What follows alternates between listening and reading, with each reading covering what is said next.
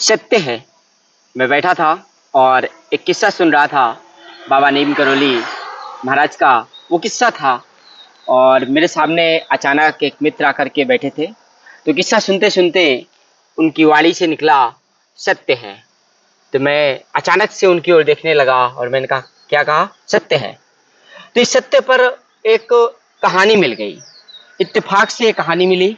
तो हमें लगा कि जितने भी बाबा नीम करोली महाराज से आस्था रखने वाले लोग हैं, जो उनके भक्त हैं और जो लोगों के जीवन में उनका जो प्रभाव रहा है, उसको लेकर के ये कहानी हर एक भक्त के लिए बताई जाना बहुत आवश्यक है। तो आज मैं ऐसे एक मेहमान साथी, अपने मित्र भी हैं, इनका बहुत बहुत स्वागत करता हूं आपका अपने फुल स्टॉप के इस प्लेटफॉर्म पर।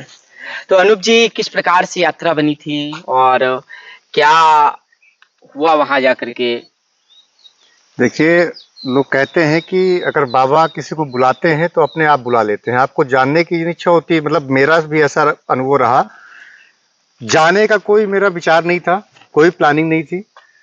कुछ मित्र जा रहे थे, उनकी भी प्लानिंग में पहले नहीं था। मतलब यहाँ से निकलने से 2 घंटे पहले तक उनको 5 बजे निकलना था, 3 बजे तक मैं उनके प्लानिंग में नहीं था जी। बाबा की इच्छा हुई तो उनके प्लानिंग में शामिल हो गया। 2 घंटे पहले फोन आया कि चलना है।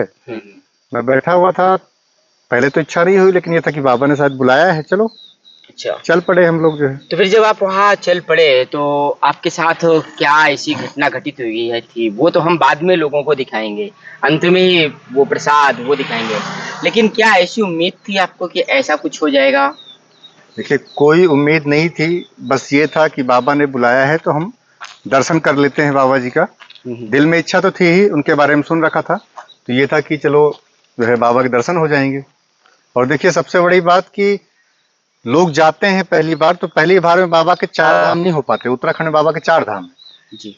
हमें ये सौभाग्य प्राप्त हुआ कि पहली बार हमने जो है चारों धाम के दर्शन किए उनके। जी। उनका जो है नीम करोली महाराज, उसके बाद जो है काकड़ी धाम, उसके बाद आपका भूमियाधार, उसके बाद हनुमानगढ़ी। बाबा के चारों धाम के दर्शन हुए। तो बाबा के चमत्कार के किस्से हमने यूट्यूब पर भी सुने हैं और मैं तो उस वक्त सुन ही रहा था जब आप अचानक से मेरे पास आए थे। तो वो सुनते सुनते कैसे आप अचानक से बोल गए थे सत्य है? फिर मेरे साथ वो वाकया हुआ था, आप उस विषय में सुन रहे थे, मैंने सुना कि आप सुन रहे हैं, तो अचानक दिल से आवाज आई कि जो है आप सुन रहे हैं। हकीकत मेरे साथ हुआ है, तो मैंने वो बोल दिया कि हाँ हुआ है। वो एक छोटी सी कहानी ऐसी थी कि एक लड़का था, वो बहुत कम पैसे कमाता था, बहुत किल्लत में था उसका जीवन। तो जब वो 2 महीने पहले वहाँ पहुँचा था तो उसके पास कुछ भी नहीं था और अगले 2 महीने बाद पहुँचता है तो कुछ हो जाता है। फिर साल 2 साल में उसके पास मतलब वो नई गाड़ी से पहुँचता है। कई गाड़ियाँ उसने बताई मैंने खरीदी। तो ये जो प्रभाव है मनी वाला, ये ऐसा होता है क्या वहाँ चमत्कार? बिल्कुल होता है। अपने एक मित्र हैं, यहीं के, अपने चित्रकूट के ही लोकल के हैं, उनके साथ भी ऐसा हुआ है। उनकी ज़िंदगी पहले बहुत मतलब कठिनाइयों से गुजर रही थी। आज 2 साल बाद अगर उनको देखें तो सारे वैभव उनको प्राप्त हैं। तो ऐसे तो कुल मिलाकर के लोगों के जीवन के कष्टों को हरने वाले बाबा नीम करोली महाराज हैं, तो उनको हनुमान जी महाराज का अवतार भी कहा जाता है। जी, बिल्कुल कहा जाता है उनको जो।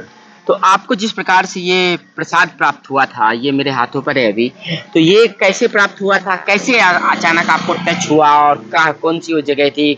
ये जरूर दर्शकों को बताएं। बाबा जी का जो भूमियाधार आश्रम है, वहाँ पे नीचे हनुमान जी महाराज विराजमान हैं। ऊपर बाबा जी जहाँ पे बैठा करते थे, विश्राम किया करते थे, वहीं पे उन्होंने शंकर जी की स्थापना की थी।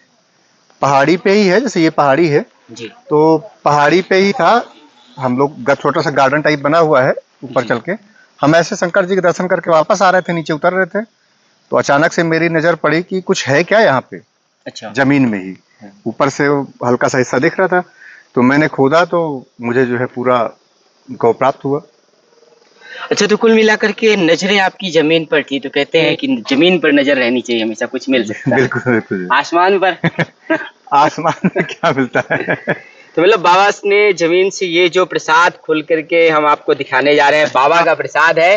और आप स्टीव जॉब्स को ले लें तो उनको एक कटा हुआ सेब मिला था।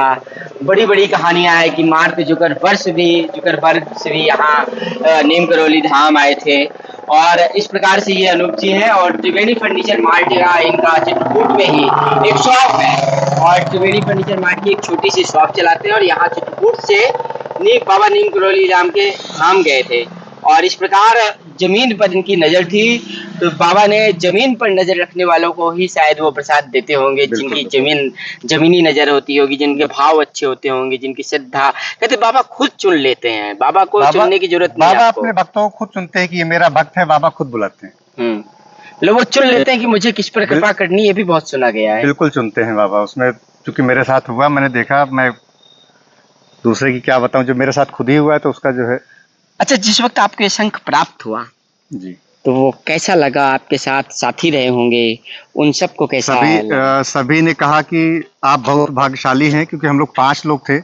5 लोग में किसी एक व्यक्ति को सौभाग्य प्राप्त हो तो उनको भी जो है ये लगा कि जो है आप बहुत भाग्यशाली हैं, क्योंकि आपको एक बार में आप, उन्होंने खुद कहा कि हमारी प्लानिंग में आप नहीं थे 2 घंटे पहले तक। 2 घंटे के बाद, 2 घंटे पहले आप हमारी प्लानिंग में शामिल हुए, आप यहाँ आए, सारे चारों धाम के दर्शन हुए और उसके ऊपर से जो है बाबा जी का प्रसाद रूपी शंख भी प्राप्त हुआ।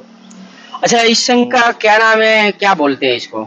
ये आपका जो है जो शंख है, ये कामधेनु शंख बोला जाता है, क्योंकि इसमें ये जो आकृति है जो शंख, इसको कामधेनु शंख बोला जाता है। इसकी पूजा की जाती है घरों में रख के। बिल्कुल। अनूप जी, अंत में आप हमारे दर्शकों से और बाबा नीम करोली धाम के भक्तों से क्या कहना चाहेंगे?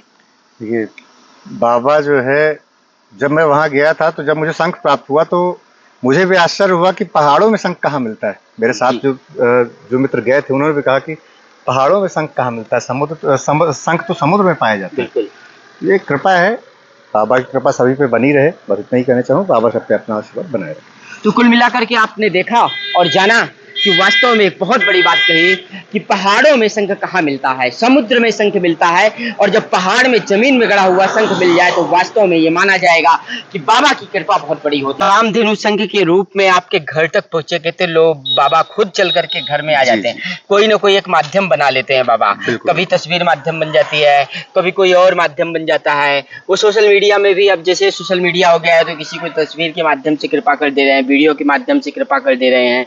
तो कुल करके बाबा आपके घर चल करके आए हैं और ये जो शंख है ये इनको वहां प्राप्त हुआ था। और हमने भी बाबा नीम करोली धाम की बहुत ज्यादा चमत्कार की सच्ची कहानियां सुनी। कई लोग अपने इंटरव्यू में ऐसी कहानियां बताते हैं और ये एक ऐसी सच्ची कहानी थी जिसको मैं प्रत्येक भक्त से वाकिफ कराना चाहता था। हर कोई ऐसी कहानी को जाने, जो भक्त नहीं भी हैं, जो वहाँ नहीं भी गए हैं, वो भी जाने। और श्रद्धा और भाव की बात होती है कुल मिलाकर के, क्योंकि जमीनी नजर की बात जो हमने बात की थी कि अगर आपके भाव अच्छे हैं, आपके कर्म अच्छे हैं, तो चाहे हमारा कोई भी धर्म ग्रंथ हो, गीता हो, रामायण हो, सभी कहते हैं कि कर्म अच्छे होंगे तो ईश्वर की कृपा जरूर प्राप्त होगी। और कलयुग में हनुमान जी महाराज ही एक ऐसे चिरंजीवी हैं जो लोगों के संकट को काटने के लिए जाने जाते हैं। और बाबा नीम करोली धाम वाले बाबा, जिनका हरिशंकर शर्मा नाम था, वो हनुमान जी के अवतार माने जाते रहे हैं। बहुत सारे किस्सों में से ये एक सच्चा किस्सा हमें सुनने के लिए मिला जो हमने आपको सुनाया। ज्यादा से ज्यादा लोगों तक इस किस्सा को भेजने की कोशिश करिए और शेयर करिए, लोगों को बताइए, और जिससे लोग एक अच्छी संगति और सच्ची भक्ति करके अपने जीवन को संवार सकें।